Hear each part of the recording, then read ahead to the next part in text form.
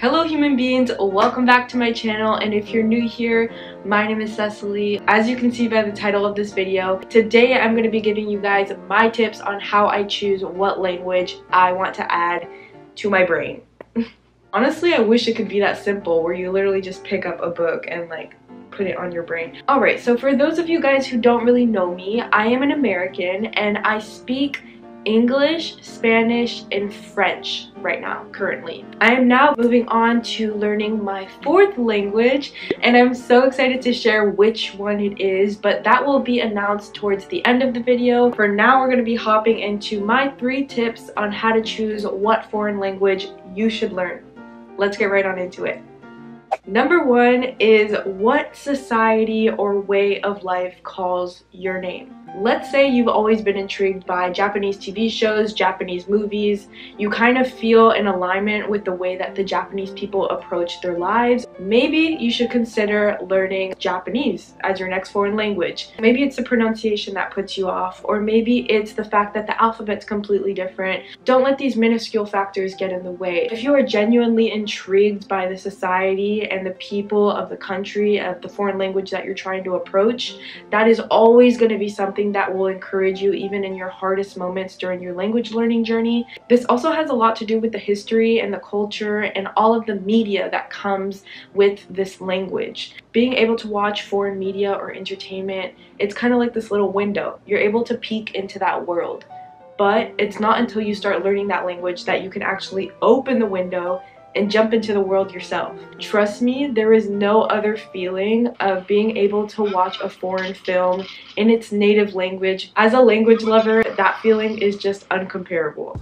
Alright, moving on to tip or advice number 2. I do completely understand that language learning is already a challenge in itself, so approaching a new foreign language that has slight similarities to a language you already speak is always a good idea and keeps yourself in best interest. Of course, this depends on how much of a challenge you're looking for when you're looking to approach your next language learning journey. For example, if you already speak another language in the Germanic language family, maybe it's a great idea to learn another language in that family group. For me, I can definitely say that Spanish helped me so much with French. Understanding little concepts such as gender agreement and giving objects a he or she pronoun in Spanish is something that we also do in French. So just those little grammar concepts that we don't necessarily have in English but are in Spanish helped me so much into diving into the French language. My third and last tip is to learn a language that you could potentially see yourself using in the future. If you've always had that wild dream to maybe move to Egypt one day, or maybe always saw yourself living on the coast of Italy one day, who knows? Obviously, moving to a place is a very daunting idea, but why wouldn't you approach your wildest dreams by something you can do right now in your home without spending $1? For me, learning a language is opening doors that potentially would have never been unlocked in the first place if I didn't take the step forward to do it. And if you don't end up moving there in the future, you still know a 3rd, 4th, 5th language. How can I explain this in a different way?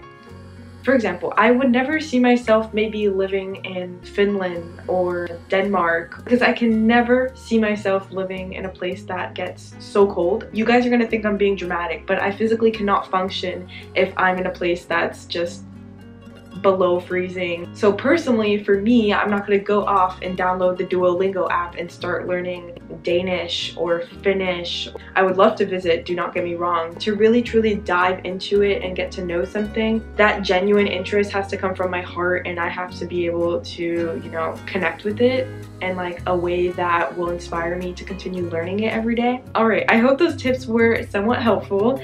I would love to know what you guys think in the comments down below. I am now going to be announcing the next language that I intend to study. I've been feeling for a while now that I was ready to pick up my next language learning journey. So excited to be sharing this announcement with you guys. I just need a quick drum roll.